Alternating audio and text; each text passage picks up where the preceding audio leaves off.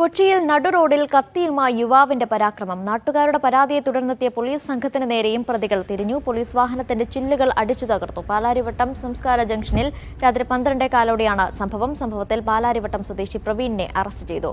സുഹൃത്തായ കോഴിക്കോട് സ്വദേശി റസ്ലിയെ കസ്റ്റഡിയിലെടുത്തു.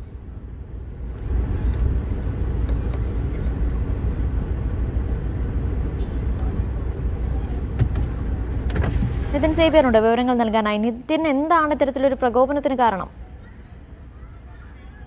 ഇന്ന് രാത്രി 12:15 പാലാരിവട്ടം സംസ്കാര ജംഗ്ഷനിൽ ഇത്തരത്തിലൊരു സംഭവം നടക്കുന്നത്. നടു റോഡിൽ കത്തിയുമായി പരാക്രമം നടത്തുകയായിരുന്ന യുവാവിനെയും യുവതിയും നാട്ടുകാരുടെ പരാതിയെ തുടർന്നെത്തിയ പോലീസ് സംഘം പിടികൂടാൻ ശ്രമിക്കുകയായിരുന്നു. ഇതിനിടെയാണ് ഇവർ പോലീസ് സംഘത്തിന് നേരെ തിരിഞ്ഞത്. പോലീസ് വാഹനത്തിന്റെ ചില്ലുകളടക്കം ഇവർ അടിച്ചു തകർക്കുകയും പോലീസുകാരെ ഉപദ്രവിക്കാൻ ശ്രമിക്കുകയും ചെയ്തു. നാട്ടുകാരെയും ചിലർ ഇവർ ഉപദ്രവിക്കാൻ ശ്രമിച്ചിരുന്നു. ഈ സംഭവത്തിൽ പാലാരിവട്ടം സ്വദേശിയായ പ്രവീണിനെ പോലീസ് അറസ്റ്റ് ചെയ്തിട്ടുണ്ട്. ഒപ്പം തന്നെ ഈ സുഹൃത്ത് കോഴിക്കോട് സ്വദേശിയായ റസ്ലി, ഇവരെ രണ്ടുപേരെയും പോലീസ് അറസ്റ്റ് ചെയ്തിട്ടുണ്ട്. ഇതിൽ ഇരുവരും വിവിധ NDPS കേസുകളിലടക്കം പ്രതിയാണെന്നാണ് പോലീസ് പറയുന്നത്.